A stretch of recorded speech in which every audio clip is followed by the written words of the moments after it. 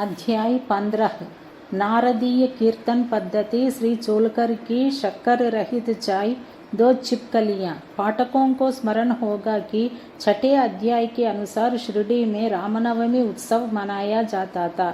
यह कैसे प्रारंभ हुआ और पहले वर्ष ही इस अवसर पर कीर्तन करने के लिए एक अच्छे हरिदास के मिलने में क्या क्या कठिनाइयाँ हुई, इसका भी वर्णन वहाँ किया गया है। इस अध्याय में दासगणों की कीर्तन पद्धति का वर्णन होगा। नारदीय कीर्तन पद्धति। बहुधा हरिदास कीर्तन करते समय एक लंबा अंग रखा और पूरी पोशाक पहनते हैं। वे सिर पर फेंटा या साफा बांधते हैं और एक लंबा कोट तथा भीतर कमीज, कंधे पर गमछा और सदैव की बांधी एक लंबी धोती पहनते हैं।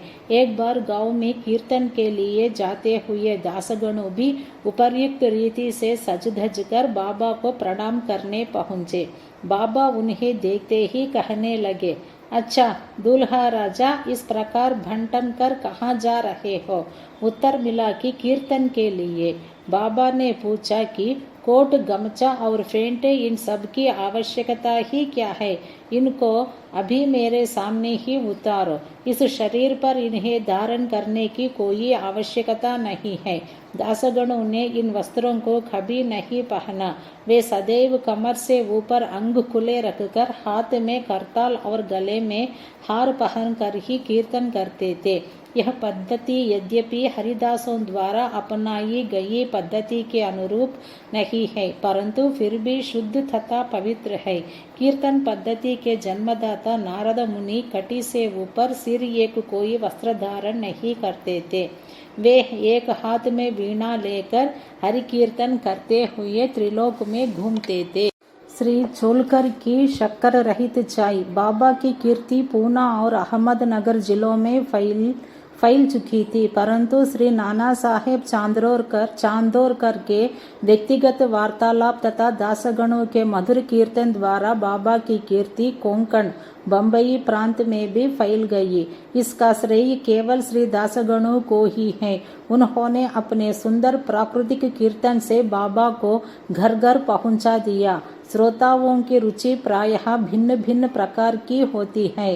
किसी को हरिदासों की विद्वत्ता, किसी को भाव, किसी को गायन, तो किसी को चुटकुले तथा किसी को वेदांत विवेचन और किसी को उनकी मुख्य कथा रुचिकर प्रतीत होती है। परंतु ऐसे बिरले ही हैं जिनके हृदय में संत कथा या कीर्तन सुनकर श्रद्धा और प्रेम उमड़ता हो। श्री दासगणों का कीर्तन श्रोताओं के हृदय पर स्थायी प्रभाव डालता था। एक ऐसी घटना नीचे दी गई है। एक समय ठाणे के श्री कौपिनेश्वर मंदिर में श्री दासगणों कीर्तन में श्री साई बाबा का गुणगान कर रहे थे।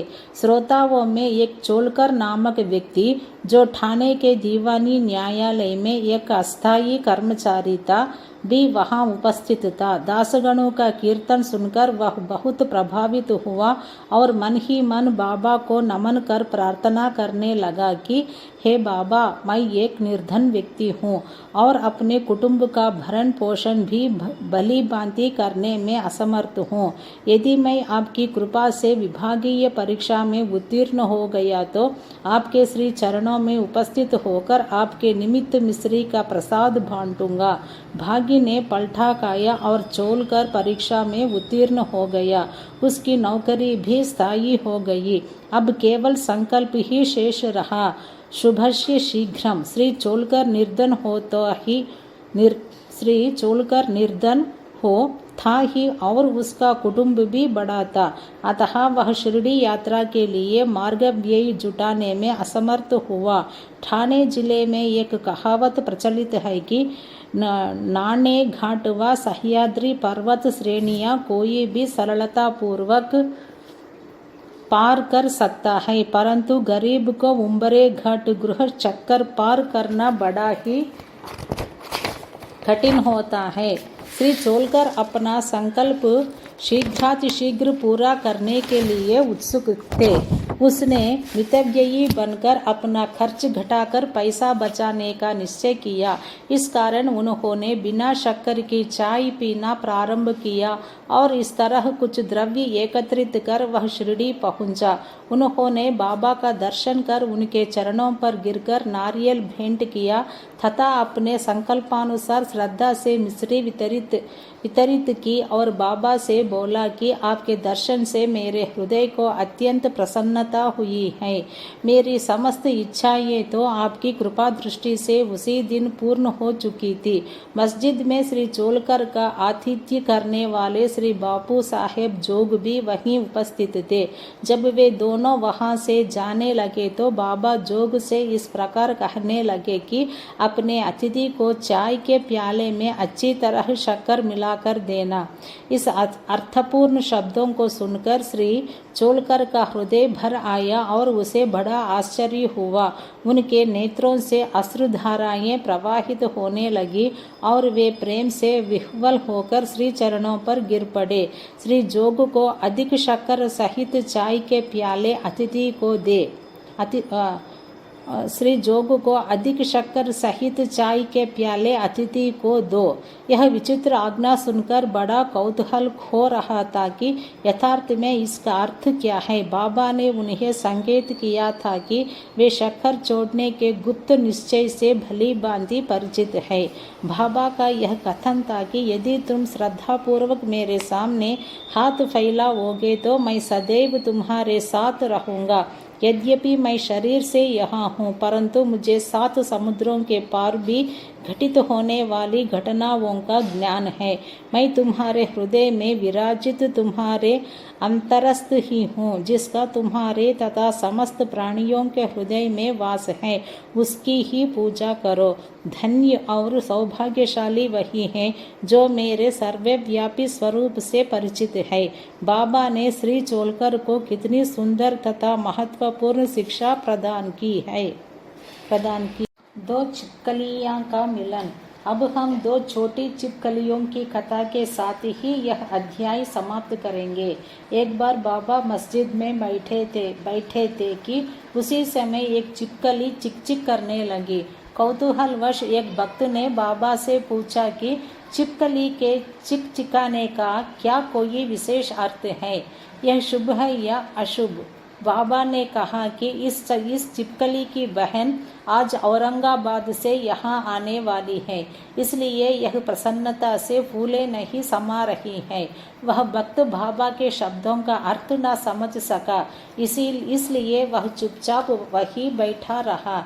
इसी समय औरंगाबाद से एक आदमी घोड़े पर बाबा के दर्शनार्थ आया। वह तो आगे जाना चाहता था परंतु घोड़ा अधिक भूखा होने के कारण बढ़ता ही न था। तब उसने चने की एक थैली निकाली और धूल झटकारने के लिए उसे भूमि पर फटकारा तो उसमें से एक छिपकली निकली और सबके देखते देखते ही वह दीवार पर चढ़ गई। बाबा ने प्रश्न करने वाले भक्त से ध्यानपूर्वक देखने को कहा। छिपकली तुरंत ही गर्व से अपनी बहन के पास पहुंच गई थी। दोनों बहनें बहुत देर तक एक दूसरे से मिली और परस्पर चुंबन व आलिंगन कर चारों ओर घूम कर प्रेम पूर्वक नाचने लगी। कहाँ शिरडी और कहाँ औरंगाबाद। किस प्रकार एक आदमी घोड़े पर सवार होकर थैली में छिपकली को लिए हुए वहां पहुंचता है और बाबा को उन 2 बहनों की भेंट का पता कैसे चला। यह सब घटना बहुत आश्चर्यजनक है और बाबा की सर्वव्यापकता की द्योतक है। शिक्षा। जो कोई इस अध्याय का ध्यानपूर्वक पठन और मनन करेगा, साई कृपा से उसके समस्त कष्ट दूर हो जाएंगे और वह पूर्ण सुखी बनकर शांति को प्राप्त होगा। श्री सद्गुरु साईनाथार्पणमस्तु। शुभम भवतु।